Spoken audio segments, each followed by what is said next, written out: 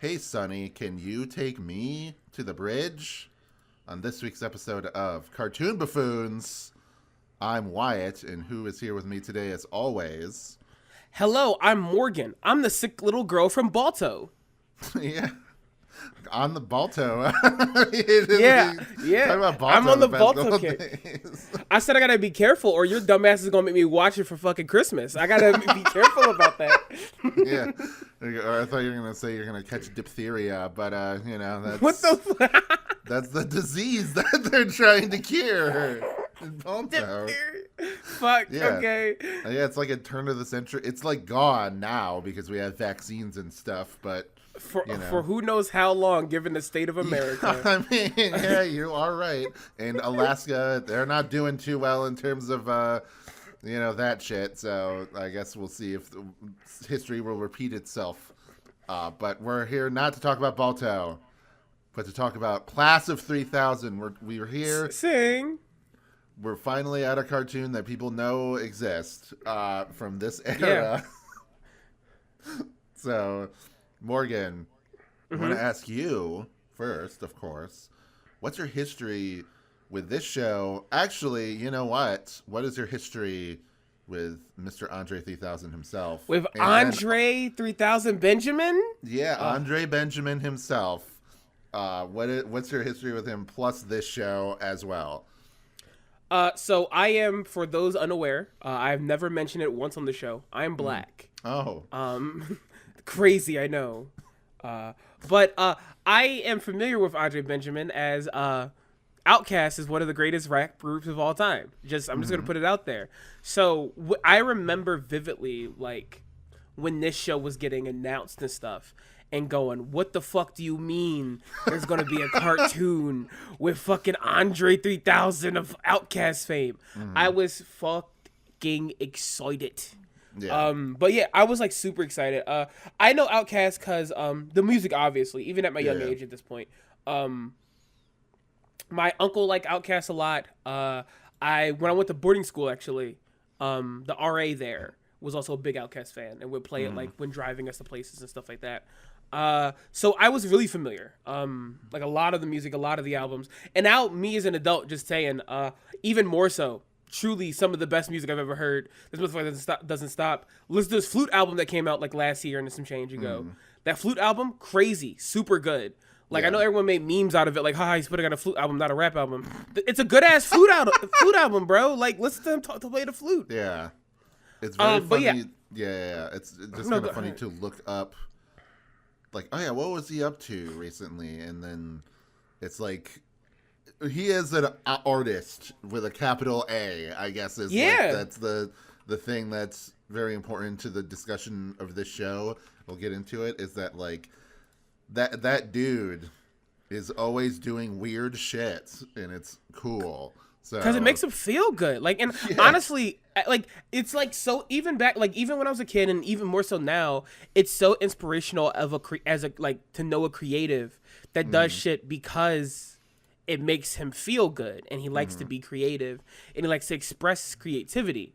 And that's like the most important. Like, I feel like we talked about creativity a lot on Buffoons, but like, it's so nice to have someone that just feels like he's connected to that thoroughly, and have it be like he gets a show. So I remember when they were like showing the stuff, the trailers, the teasers.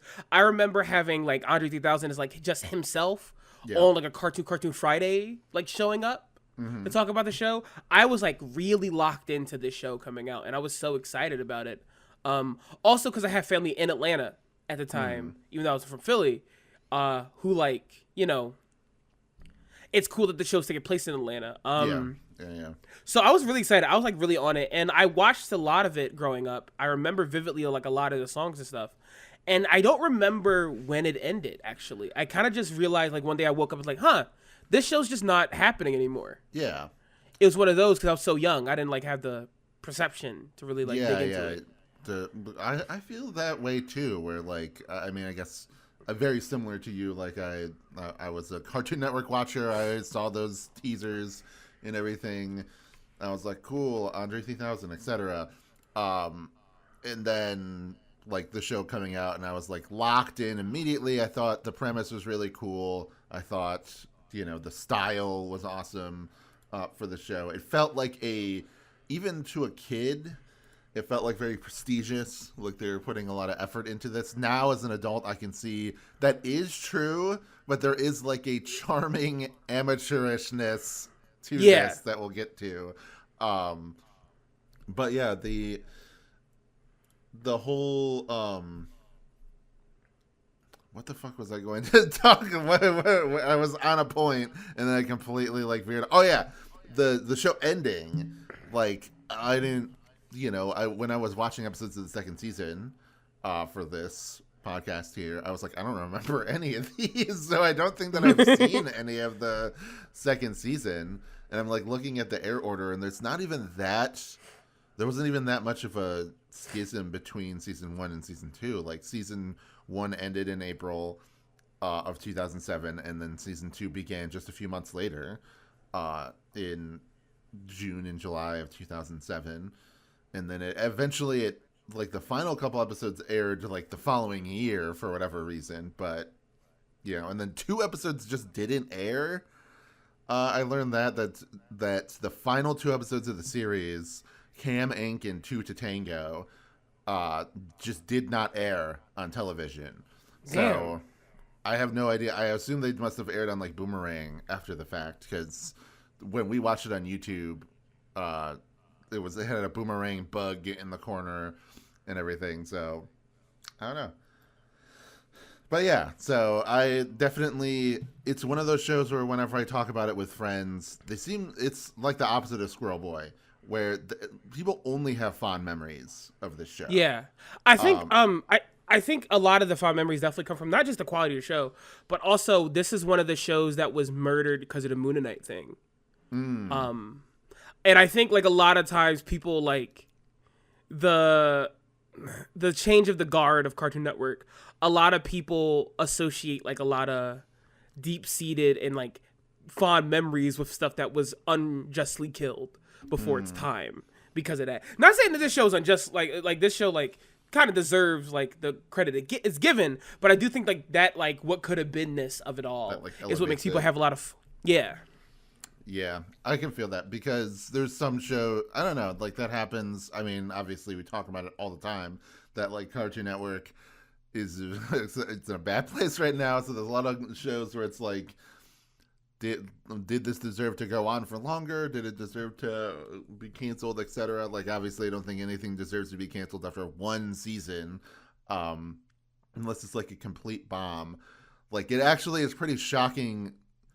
Like, even if I don't like the show at all, the fact that something like Haley's on it got completely, like, they canceled it after 1 season, even though they had planned a season 2, and then erased the show from Disney Plus. I'm like, what the fuck happened?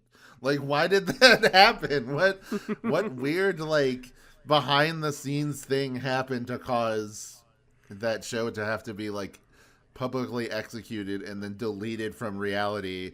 When like, I don't know. It's just very strange to me. And then obviously like Cartoon Network has done that before with stuff like the Fungies and Infinity Train. Where they just like banish it and it's tax write-offs. Megas XLR is another tax write-off show. Dude, the Beerus holds your wrists, makes you dissolve it to nothing. Yeah. But yeah, I did also want to bring up the fact that the show kind of exists because of Mike Lazo, who was the like dude. He was in charge of Adult Swim. He's in charge of Cartoon Network for a time, and he, it's based out of Atlanta, which is just always like funny to remember. Like, oh yeah, like Cartoon Network, it got its start in Atlanta. Adult Swim is still largely like William Street and everything. It's still largely in Atlanta. It's actually, I was talking about this with Kathy when I was watching it because I live in Atlanta. It's weird. This is like one of the first cartoons to be so deeply based in Atlanta. Like a lot of kids media and stuff like lives and dies by like the city and building that city. It's weird. This is the first one that like really goes all in on it. And like in a way that's really fun. Like we'll talk about when we get into the show proper, but like it's so strange. Like, cause such a big city for animation and stuff, and just like no one went, oh, we should just put it there. Yeah, because usually it's like a fictional city, or the suburbs or something like that. But a lot of times it will be LA. And even when it's like New York, like Big City Greens, it's actually secretly LA. That's the like whenever I watch Big City Greens, I'm like, I know this is supposed to be New York, but it actually But this is LA. Yeah, this is nothing like New York. But Atlanta, I remember even as a kid being like, oh wow, that's I'm surprised that we have a show that's like taking place in Atlanta. And obviously, like, I don't fucking live anywhere near Atlanta, so it's not like I didn't have any family. I do now. My sister lives in Atlanta, but like, I at the time, I didn't really have any connection to Atlanta. I guess maybe we should talk about that. Like, you brought it up a bit that you lived there. How accurate do you think, in like a broad sense, this is in portraying? I guess city? It's like 2007 culture, so it's completely different. My from what it is dumbass now. was not down, but No. I do have family from there. So my father, Devil rest his soul, his family, his siblings live in Atlanta, and my cousins and my brother did before I came down here. So like I do remember like showing my brother, and like I actually think I showed a few episodes of this to my niece and nephew actually forever ago. And like I think what makes it neat, I do like that the show ends and begins on the skyline. I think that's fucking cool as shit. I think that's such a good like establishing shot to do for a show like this. I think it's good. I think it's the vibe of it. I think this show goes to get like the art and like vibe and like culture of Atlanta more so than like having like the hard set truths of it. And I think that's like the most important part of it. Cause like even like before I came down here, like just talking to my siblings and like I have a lot of creatives and musicians in my family across the board. That was always things that they would talk about here and Philly too. Like both of them have like a very strong culture of music and stuff like that. But there was always a vibe when talking about like the history and music of Atlanta. Yeah. And I'm like, this show definitely feels like it wants to like revel in that. And I think that comes from like the two guys behind the show.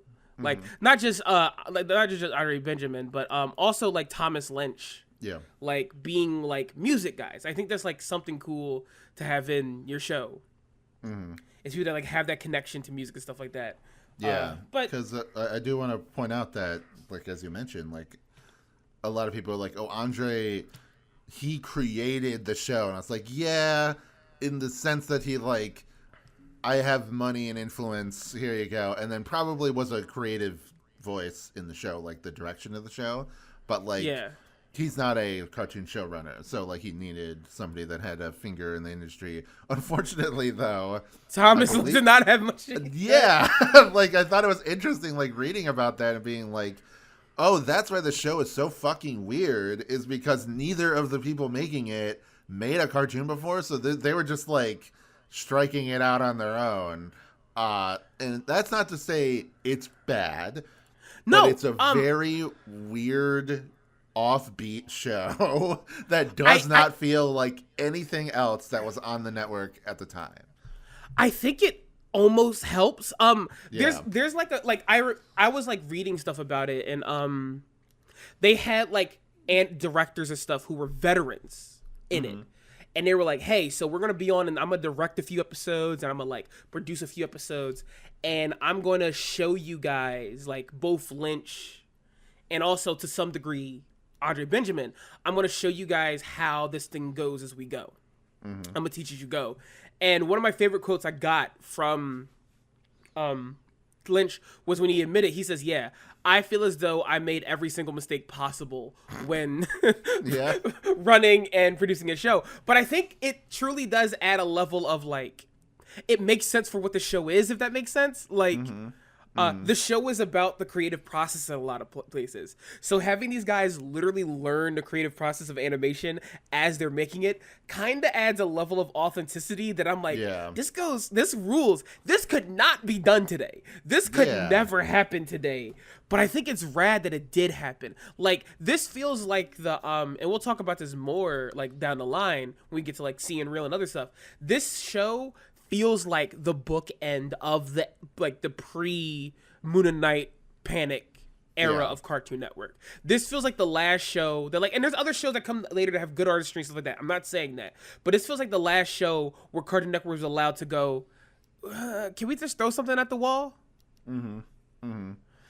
And God, it's sick because of it. It's so cool because of it. I don't know. Yeah, that like I think like the thesis maybe of the podcast is just kind of like figuring out why it is that this is a show that's like when you watch it, it's very clearly flawed in a lot of ways.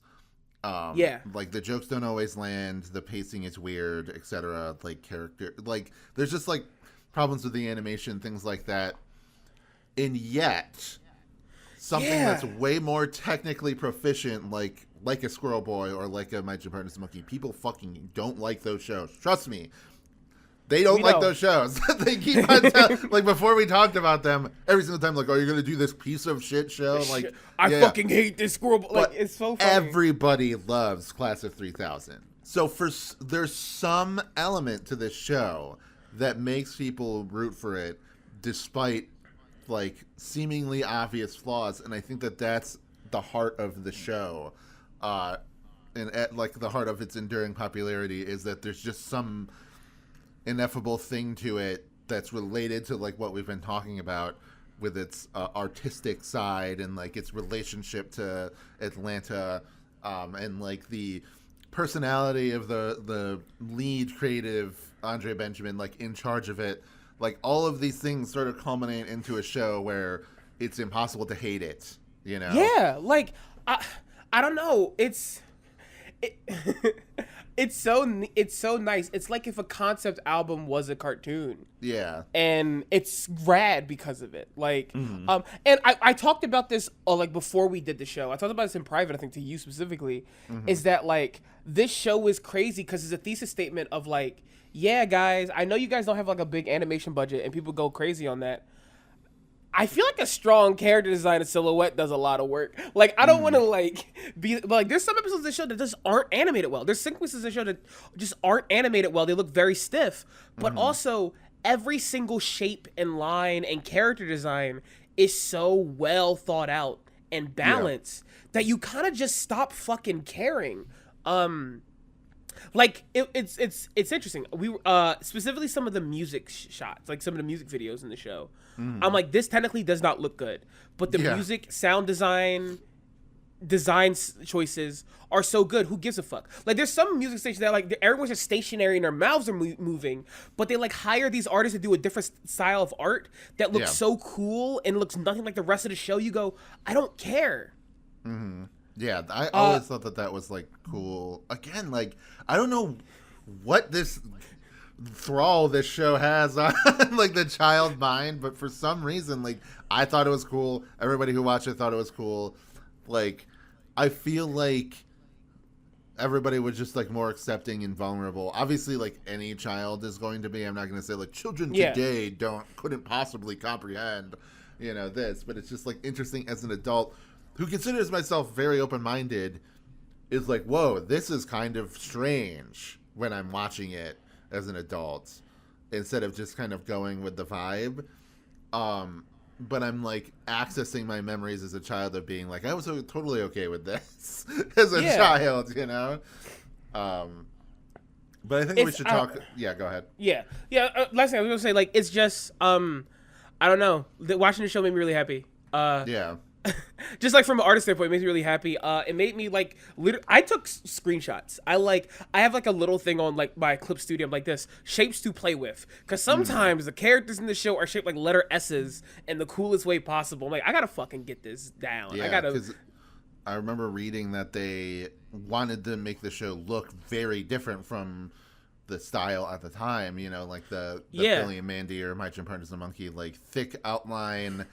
Very geometric, blocky sort of designs, and then with this, they wanted these nice, flowy, natural, almost painterly designs. Like it looks very like 70s or 60s with the like spray paint, like hippie kind of flower power art to it.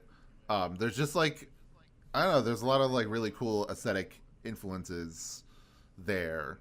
So Yeah, real last thing before you get into the show. I do love that I said it like reminds me of like paintings and stuff like that. I was saying this to Kathy. And then we got into the school proper, and it has students walking by that were based on famous paintings. I was like, this is really funny. Yeah. I said it. Like there's a Mona Lisa. Yeah. But yeah, the show the show's general premise is there is a musician by the name of Sonny Bridges who becomes disillusioned with the music industry. Yeah. And he becomes a music teacher for a class of sorry, I've had the burp. Oh my god, of 7 students. Sure, yeah. And he teaches them about music and other things, and they have funky little adventures. Clean, simple setup. Yeah, and it's always like it's very rare, or at least like I didn't watch many episodes that was like, oh, we're only gonna like super fixate on like one character. Usually it's like Lil D. He gets like a good amount of focus episodes. He's the leader character. He's the Pliny of the show. And I really like Lil D. He's a very cute kid. He's a piece of shit. Yeah. Well, yeah, that's why. but Small Fire voices him is like absolutely perfect voice for him. Fantastic voice. Yeah, he just feels like such a like you said, he's just like kind of an annoying little rascal. But he's just like such a optimistic sort of like he's always coming up with something. He always wants to do something, everything like that. It's just like he has an infectious positive energy to him. Yeah. And also Sonny Bridges, who is voiced by Andre 3000, is just like the coolest dude ever. Like that, which is very funny that Andre was like, yeah, make my character the coolest guy in the universe, and that's. But they do riff on him being cool a lot. Like oh no, he's kind of a loser low key, and it's really funny. Like I think the thing that makes Little D work so well with Sonny is that Little D is like obsessed with Sonny in a way that like goes from admiration to like something to go, no, he's weird. Like he's like, Little D, can you get out of my trash can? My bad, Sonny. I'll get out of here right now. I just see what you threw away tonight. It's really good. I literally some of the other classmates literally just basically call him a dick eater in like the nicest way possible about how he feels about Sonny. And then some of the other characters, Madison, who is voiced by Jennifer Hale. Jennifer Hale, great voice actress, weird person in real life. Wait, she is? Jennifer Hale's a weird person? Yeah, she's not quite on that Tara Strong anti-vaxxer thing, but she's like she's very similar to like the health guru universe, you know, of like these additives will give you cancer, etc. Like that kind of. Oh, she can have that. That's white woman culture. I'll yeah. That's not that problematic. You know what? Yeah, if you hate packaged chicken nuggets, $4, so it's fine. All's forgiven. Yeah. You know, that's fine. But I like Madison quite a bit. You know, she is like, you know, a beaming sunlight kind of character. She's also mean on accident. She constantly insults characters without knowing that she's like not supposed to say that. She can't lie. It's a very fun. Oh, I do want to just as we go through. Little D's a drummer. I just want to go through their instruments as we go. Yeah, that's true. Madison plays the violin, and it's just like this ray of sunshine, and also is kind of rude and bizarre and strange. And then there's Tamika, who voiced by Crystal Scales, who I've never. I don't know if this person has done much voice acting because they don't have a Wikipedia page. But no, she mostly just this show and some video games and some other stuff. Wait a minute. Oh my god, she's Libby. Oh my god, she's Libby. Yeah, I just looked that up.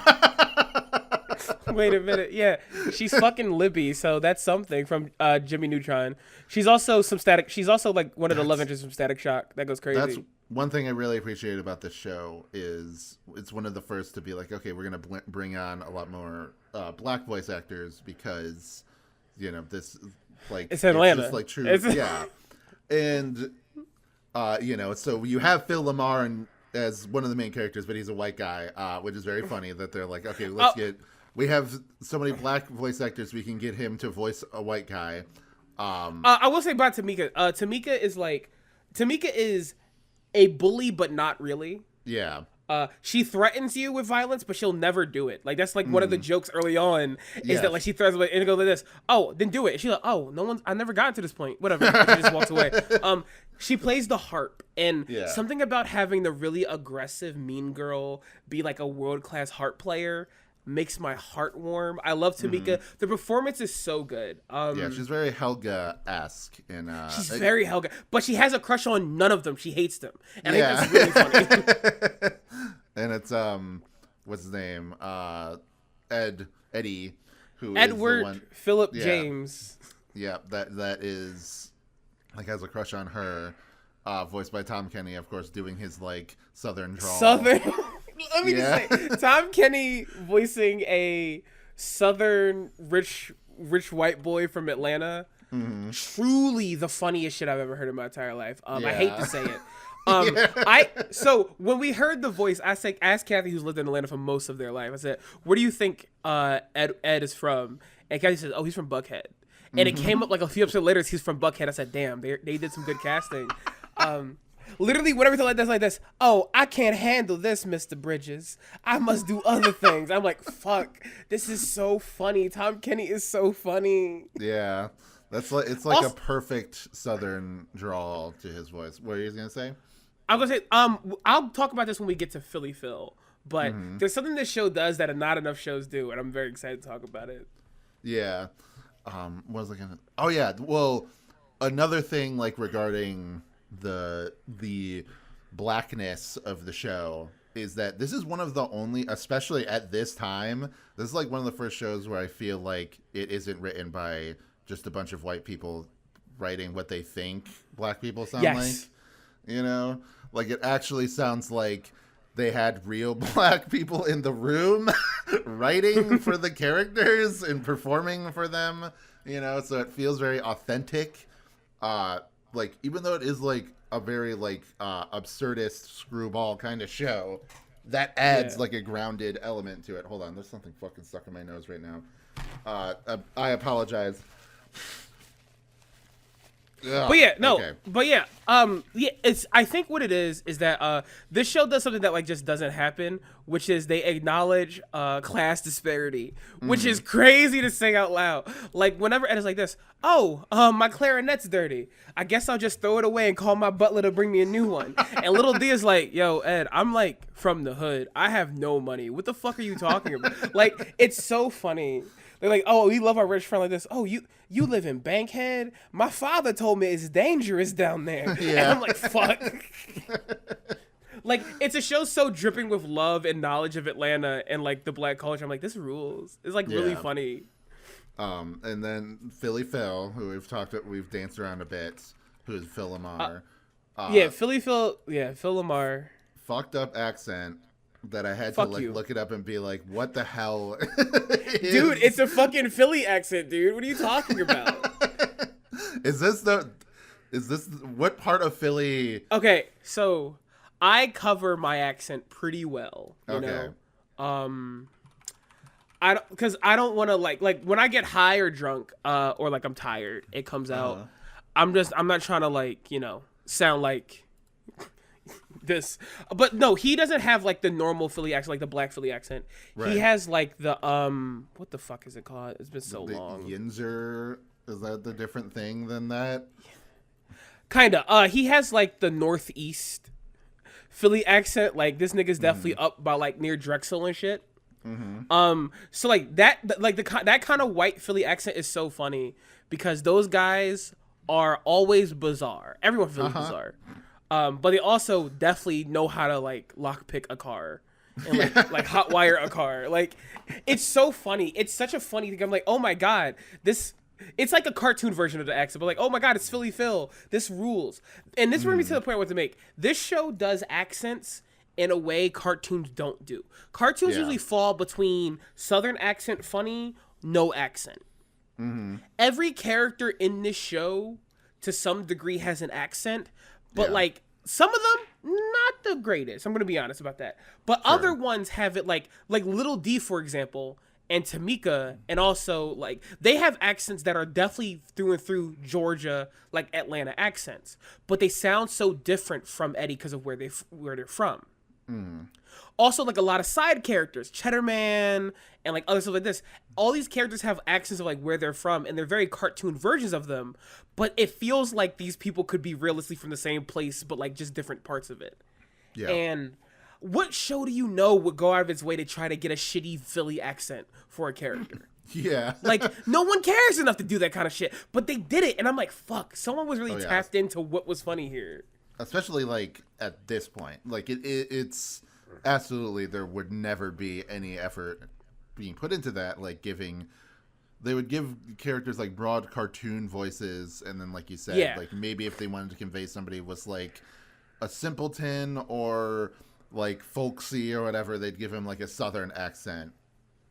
But, like, even stuff like, I'm always surprised, personally, like, even though it's, like, not a rare accent to see in TV, but, like, you know, whenever we're watching, like, the Nickelodeon shows, like, when you have, like, the mom with a Yiddish accent. Yeah. I'm like, oh, cool. I've never hear that. And, like, all right, I don't hear that, like, super often in shows. Usually they have, like, more of a transatlantic kind of accent for the parents, or it's, like, a very generic, like, sitcom mom sort of voice or whatever. So yeah, it's like sitcom mom voice from New York, Southern. Mm-hmm. That's it. Like, those are like the three accents you get, and like cartoonish versions of all of them. But this show, like, really, like, there's so many different accents. Like, there's like Jan the janitor is even like so fucking Icelandic for some reason. Yeah, like.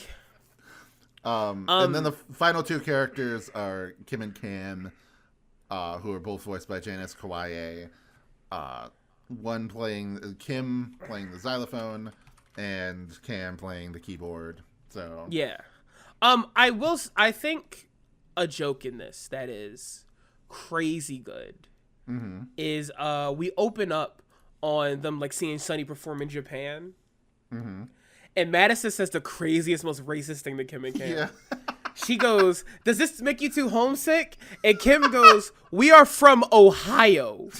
What are you fucking talking about?" And I'm like, shit, that's so fucking funny. Like this, we just happen to be fucking Asian, you racist bitch. Like, it's such a good tone setter for like the characters. Because Kim and Cam, there's some bad jokes around them, right? I'll own that. But so many of the jokes around them go, you guys know it's like fucked up to like assume these things about me. Like it goes, why do we have to share flashbacks, Sonny? Why do we have to? Because we're twins. And Sonny's like, yeah, you guys are like twins. You have rhyming names. We are our own individual people. By the way, the characters themselves not similar at all. I think that's part of the joke that works so well. Cam is like this weird dude. I love teachers giving me homework. I love business and stuff like this. And Kim's like really cool and loosey and loves thinking about like art, like, and like is a DJ, plays the turntables. One of the best early jokes is Sonny Bird like this, all right kids, we gotta figure out rhythm, gotta figure out what we're gonna do for the play. And Cam's like, I don't want to do that. What do you want to do? Dude, you got a lot of paperwork. Can I hit that paperwork for you? And I'm like, fuck. I'm like, this is really good. And his sister's looking at him like he's insane. And I'm like, that's good. I think the jokes only work of stop putting Kim and Cam together. Like, you literally just did it just now for announcing them. It only works because of how different the characters are written in the show. Yeah, because like they like you said, they are quite different as characters. Like, that's the whole joke of them, or maybe not the joke, but like the point of their characters. It is funny to be like, I thought that the joke that they were going for with Madison being like, does this make you homesick, was that they were Japanese because they're voiced by Janice Kawaii, but then I realized like, no, they're not. They're not. And then looking here on Wiki, it says Chinese American. So it's like, which is, it's like, you know, fine, whatever. Like, it's not too weird to have like Asian voice actors voice, you know, for especially not at this point. At this point, so it's not like a super strange thing. I just thought it was funny because like I knew Janice Kawaii was Japanese, so I was like, oh, is that the joke that they're going for? And then I realized no. So I don't know if that makes it more or less funny, but that's just. I think it does like both. I think it's both. It's just it's just like it's like one of the first things you hear Madison and Kim and Cam interact with, and it does such a good job of showing that Madison can't shut the fuck up. And also Kim and Cam are deeply annoyed when people can't shut the fuck up. It does such a good job of just like setting up the characters. Also Eddie like having the big TV and like, you know, oh, this is like this TV is like 300 inches. Is your parents gonna miss this? Oh, this is the dog's television. And then Philly Phil is like jailbreaking it so they can get the stream of the concert. I'm like, oh, this scene is perfect. Like, even though they're like writing issues in the show later on, they're like, we want to establish what these kids all are about. Yeah, in like 1 minute.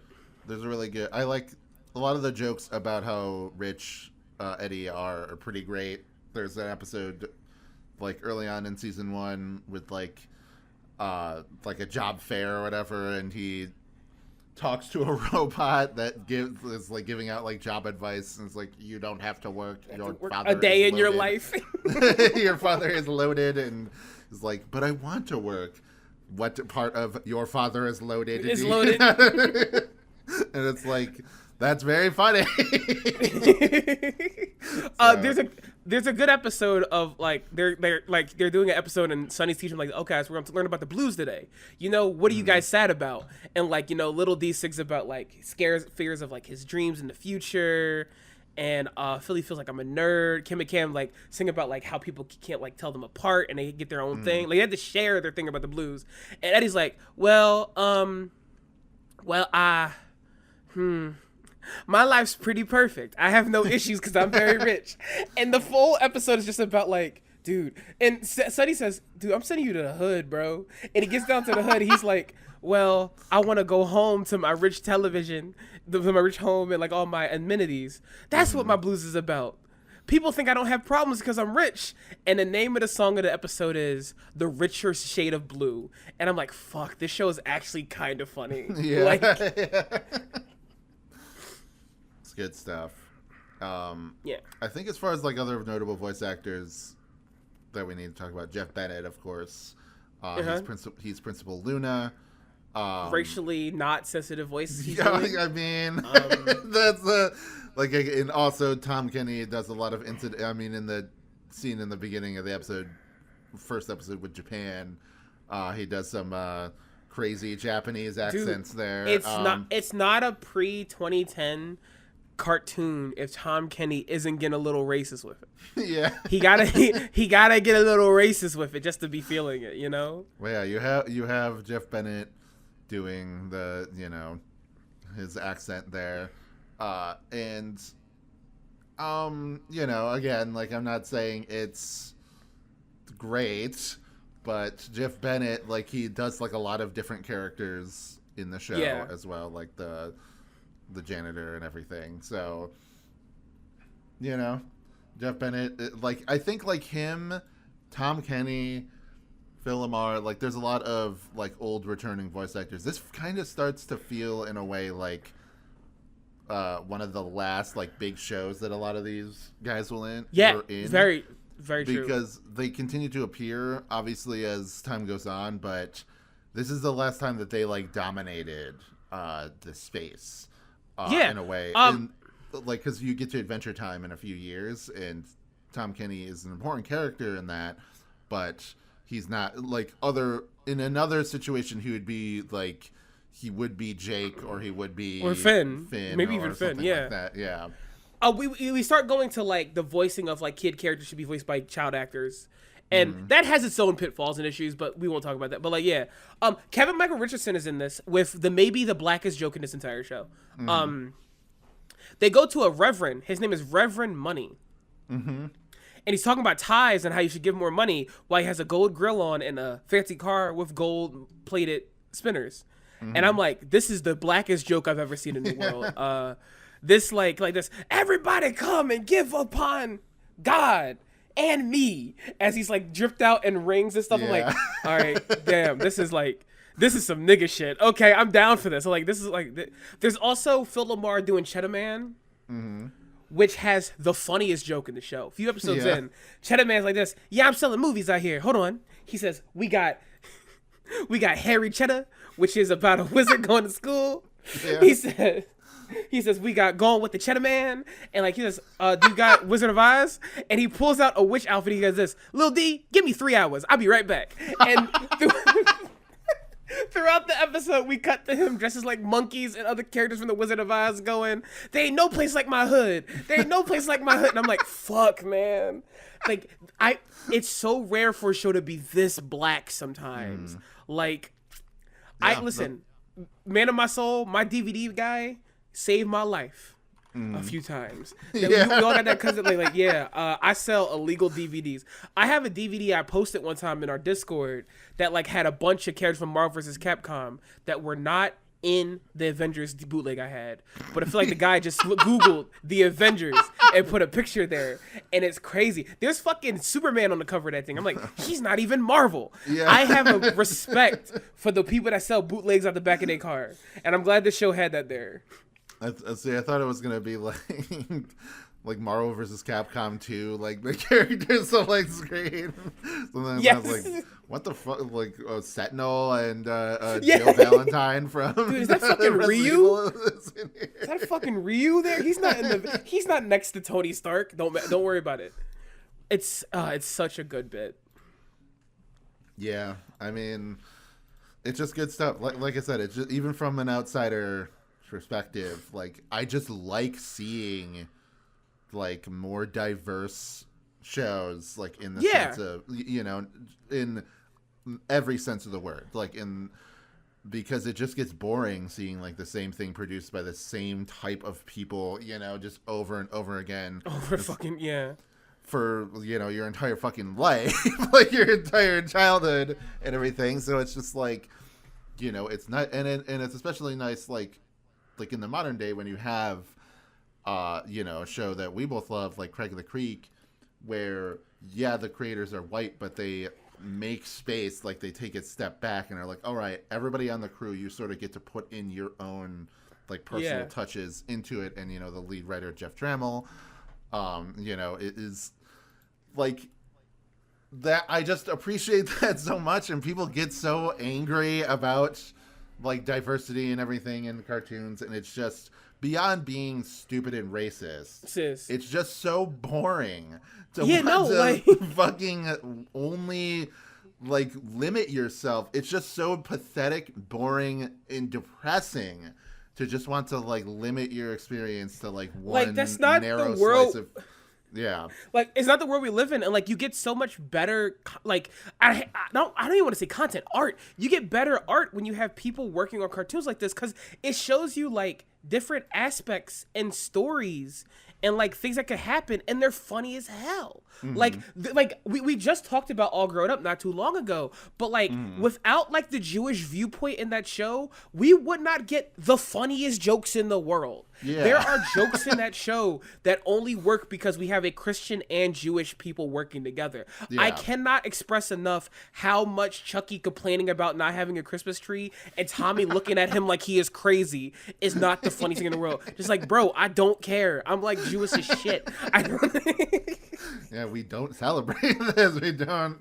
Dude, I don't want to do this. The whole time background, like Phil, like Dill and Tommy, like, dude, we need a good fucking Jewish song for the holidays. They all suck. And I'm like, damn. Like, and this shows another example of it. Like, it's so nice to see all that.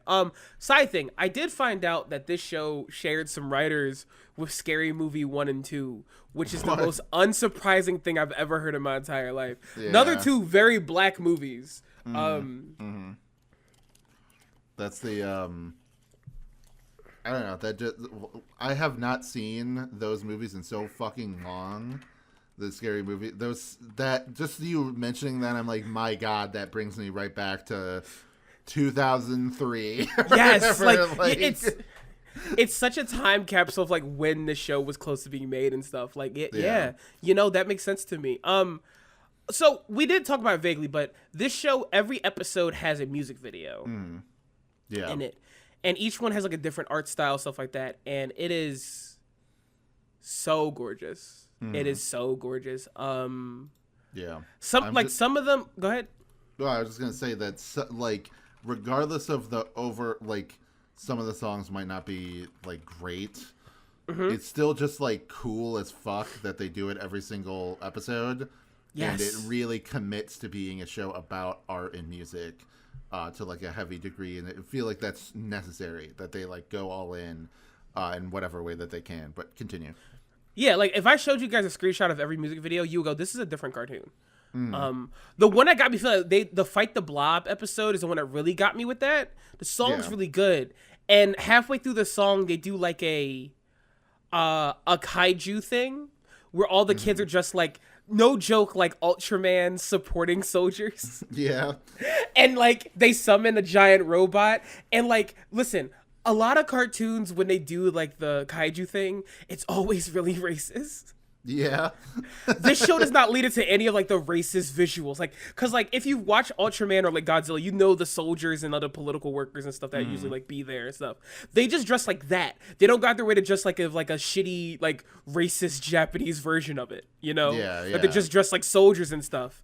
And they summon this robot that is made with like a real physical suit that someone took pictures of. And I'm like, yeah, this is knowing ball. Like, this is knowing what that shit looks like, you know? Yeah, which is good. I always appreciate that when, like, a good parody like that or a good tribute that comes from a place of knowing, not just like, I don't know, whatever, do something like this because I kind of vaguely know that. Yeah. But yeah, that's just... Oh yeah, this robot's real good. They just posted. It's like silly to fit the show, but like they could have animated it, but I'm glad they said no. Let's get a guy in a suit, and I'm like, fuck yes, get a guy in a suit. Yeah, perfect. Just like mixed media stuff in general, I think is super cool. Yeah, and and we'll like there are shows that have like a mixed media aesthetic that we'll eventually talk about, like Gumball and like Smiling Friends, things like that. I mean, maybe we'll talk about that. I have no idea, because it is a Cartoon Network thing, but it's Adult Swim, obviously. So well, we're probably gonna do Adult Swim thing, you know. So. Yeah, we'll do it at some point. I don't know if you'll pick that. I don't know if you pick that. I don't know, but yeah, it's just really cool. All the different music videos like have like a different style, and they look really cool. Banana Zoo is another one that like stuck out to me of like this is a cool visual and this is a cool song. Some of the songs are straight bangers.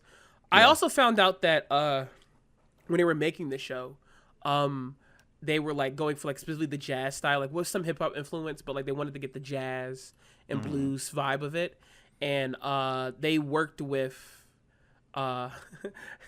Pat Irwin, who like is known for doing like cartoon stuff that happens many times, but also of B-52's fame. Yeah. And like apparently he worked pretty closely with Andre on this, which I think is really neat. Yeah, it's always funny when they get like real ass musicians to. I mean, they already have Andre, but like, I think about the fact that like, there's like Nickelodeon shows with like Mark Mothersbaugh doing the music for it, and like Harvey Beaks was one of those as well. Yeah.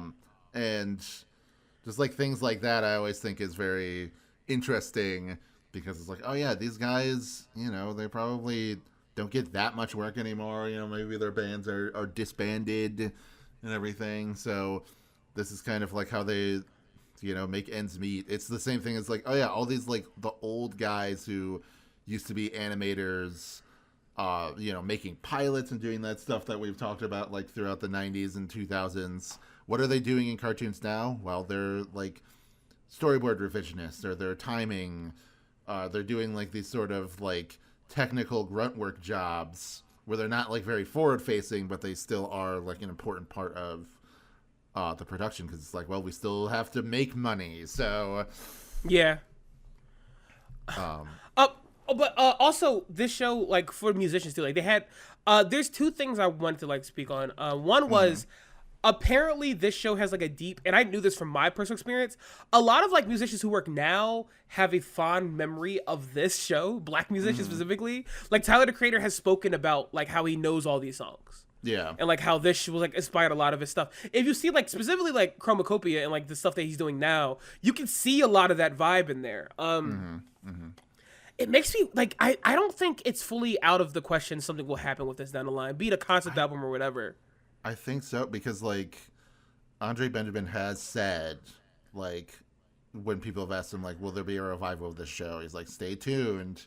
So it's like he's kind of, so I mean, we talked about before, he is kind of like a a weird mercurial guy, so he could just be like fucking with the fans. Yeah. But or he could just like feel the passion out of nowhere. Yeah. Yeah. There's just like something about this show that is just like universally beloved. That kind of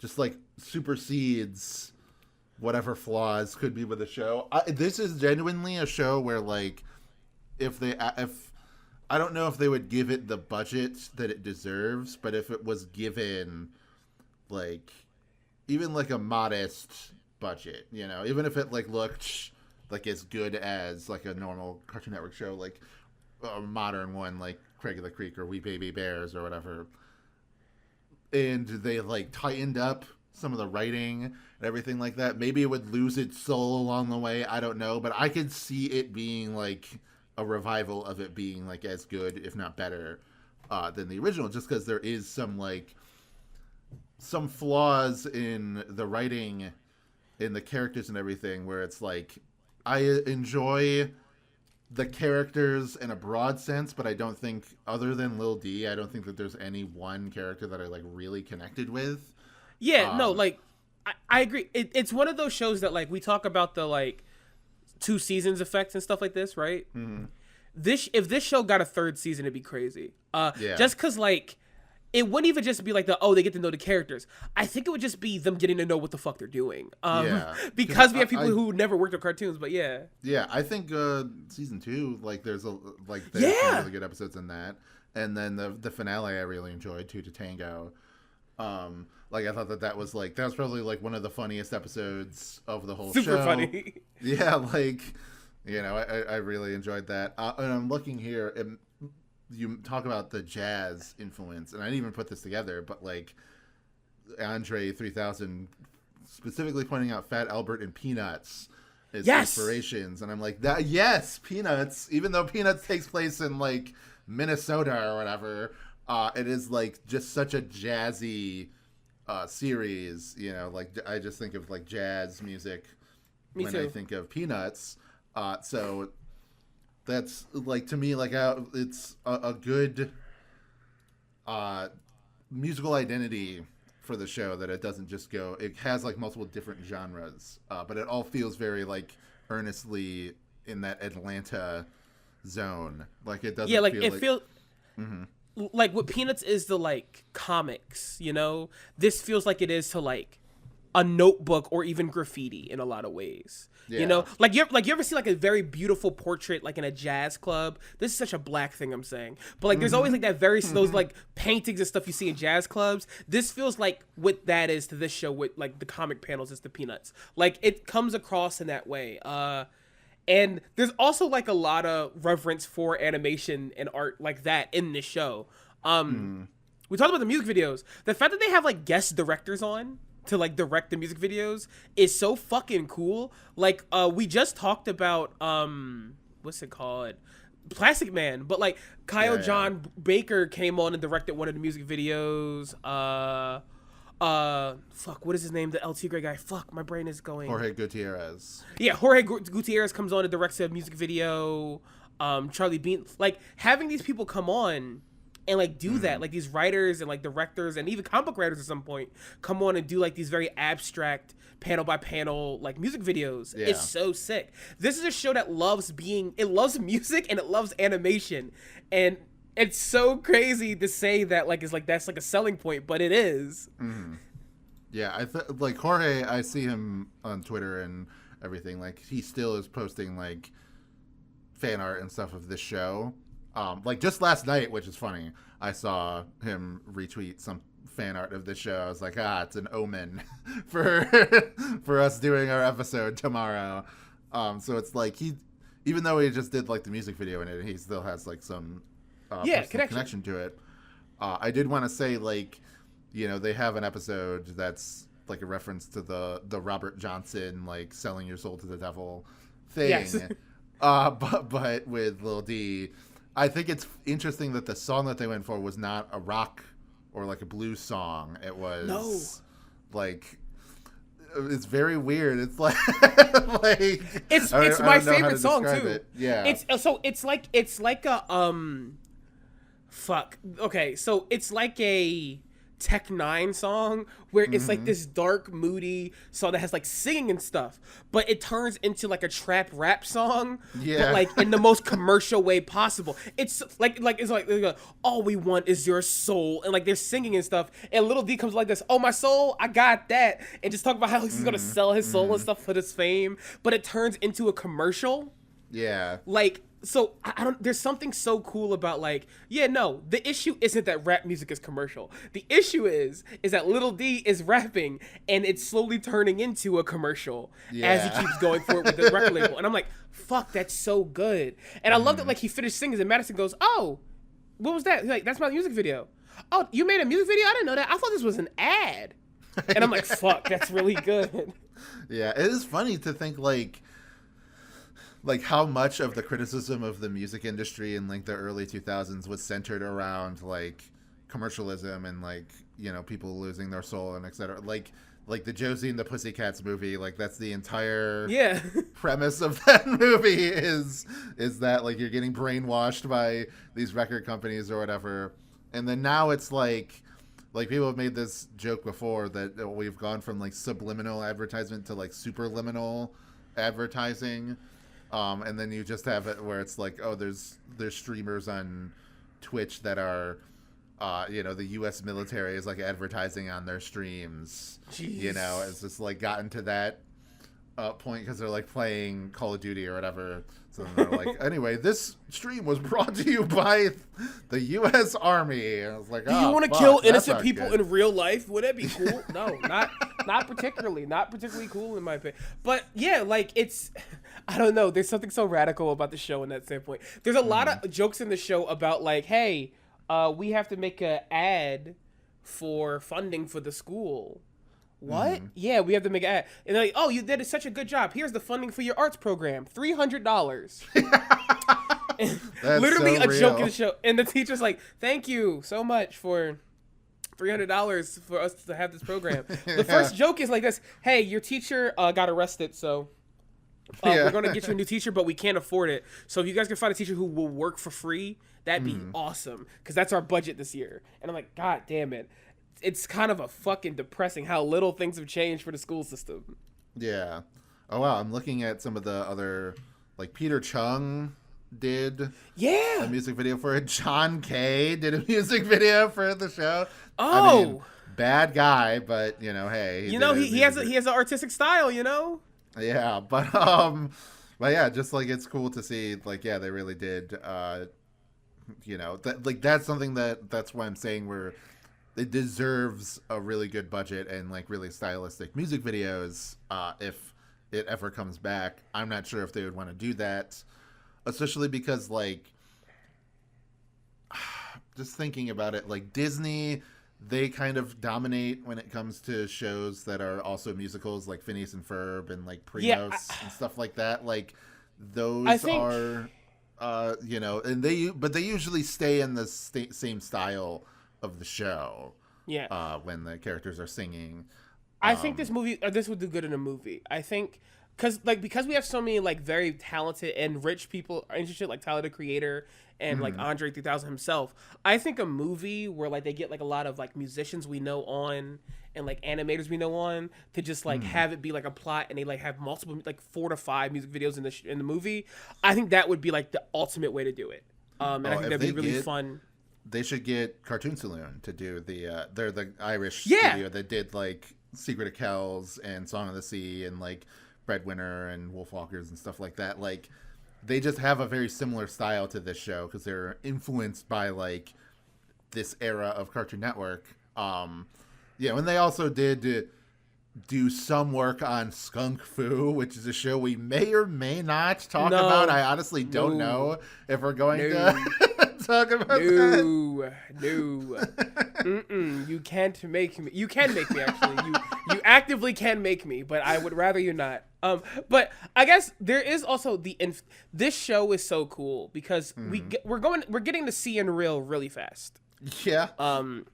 Like I feel like I'm in a car. I feel like I'm in a car and I'm behind the log car from Final Destination 2. Yeah. And the logs are about to this log with Cian River and about to like fucking turn me into paste. But There's funny. I think the minute we leave seeing real and get back to like real cartoons, you can see what this show meant to people. I can think of so many, specifically hip hop and R&B episodes of cartoons that come after this. You know, like there is the regular show episode with like, I hate to say his name, Childish Gambino and Tyler the Creator, and they're battle rapping. There's also the episode. There's all the episodes of Adventure Time where, for some reason, Rebecca Sugar wanted to write a rap, but for like good or ill, like you can see the influence there and like how they like work in the plot, and it makes you think of like, damn. This show still did it the best, but it's really cool that like that stuff exists out there. Hell, Baby Bear has a lot of the influence of this show, because Baby Bear has a lot of episodes where like they just have like rappers on and stuff like this. Like fucking Young M.A., my favorite dyke rapper in the world, is in the episode of Young Baby Bear, like Baby Bears. Like, it's so nice to see like that intertwining. Go ahead. Such a far cry from fucking Billy and Mandy going on at the same time with like Irwin, you know. Where it's just like clearly like white guys writing a nerdy black character. They're like, wouldn't it be funny if Urkel like said yo all the time? And that was and we have a white woman plays him. Yeah. Great. You know, so it's just like that's what I'm talking about when I say like that is so exhausting and obnoxious. And then it's just very refreshing to get like these characters that have like, you know, not like a ton of depth or anything, but they're treated as like unique, distinct characters, and like that their culture has value, you know, and that it's like worth it in its own right, like that kind of thing. It's treated as like beautiful and engaging and, you know, like soulful, all these things. It's not just treated as like a sidekick character in a show. And that's just like great. I love that. Big thumbs up. Yeah. You know, I really enjoyed watching the show. Again, like, even though I wouldn't call it like the funniest or smartest show that we've watched, it's just like so charming. I guess you just really can't put like a price on charm. You can't. You know? You can't put a price on people trying their hardest and making something they like. Like, there's something about when people enjoy what they're creating. There's something about it. There's an energy that you just can't stop. Yeah. Everyone should watch this. At least watch a few episodes. It's on YouTube. DM me, Morgan. I will give you the fucking link, dude. Like, seriously, it's really good. Check it out. But all right. So we were going to okay. This is kind of a clusterfuck that I have to address here as far as like, the next episodes. So we were going to do, if everything went normally, Chop Socky Chooks. But we have decided across all of these episodes that we cannot do that show for basically the exact reasons that we just talked about in this, where it's like, if this show is very like respectful and like culturally enriching to Atlanta and to black people, this is not that for black people or for Asian people especially. Yeah, dude, it's like crossfading being offensive. You got to give credit there at least. Yeah, because again, it's going for both like martial arts movies and blaxploitation movies at the same time. Like, that's the joke that's going for. Should not have done that in 2007. Just saying. That's had its place in the 70s, but in 2007 on Cartoon Network, maybe not the best place to do that. So, knowing that, you could tell it was made by like Australians. No offense to Australians, but this is the kind of racism that you only find in New Zealand and Australia. It was made all by white British people, so that was like literally. You are correct that there was no black people or Asian people involved in the show. So we have just decided to say we are not going to review the show. We're just going to do Dragon Ball instead, or do Dragon Ball Z. But we can talk about the entire series. Why not? But that is not what we're doing next. That is what we're going to do next. Morgan, you brought up last week that you wanted to do Crypto the Super Dog. Fuck. At some point. I did. Fuck. So I was like, we're at like, that's 2006, 2005, I believe. So it's like before we moved to 2007, where Chop Socky Chooks would have been. We do have to do that. So I think we're going to talk about that show, but we're also going to use that to talk about some of the shows that we skipped because There are also daytime television shows that you only watched if you were homesick. So we can talk about Baby Looney Tunes. We can talk. I guess we can talk about Tom and Jerry. Because that's like something. That. Yeah, I can bring up the Howdy Bitch video. That's what I'm going to talk about. Yeah, but we'll center the conversation on crypto. Dude, when I tell you, I forgot that I said that about crypto. I forgot. But honestly, I did too, because it wasn't until I opened the document of like, what's the next episode? Oh, it's Chops Like It Chooks. And then I was like, no. I had changed it last week because but yeah. So we're gonna talk about the you got a sore throat and your mom makes you stay at home, so you turn on the television and there's like fucking like dog shit. Hey, it's crypto. Tom and Jerry reruns. You're like, ooh, why is this racist episode of Tom and Jerry? Why are they airing it right Dude, now? this older black woman, I don't know like stereotypes yet, but the word mammy just appeared in my brain and I don't know why. Like, But yeah, so that is what we're going to be talking about next time. But I just wanted to address that now before we get to the sign off and everything. But Morgan, where can we find you?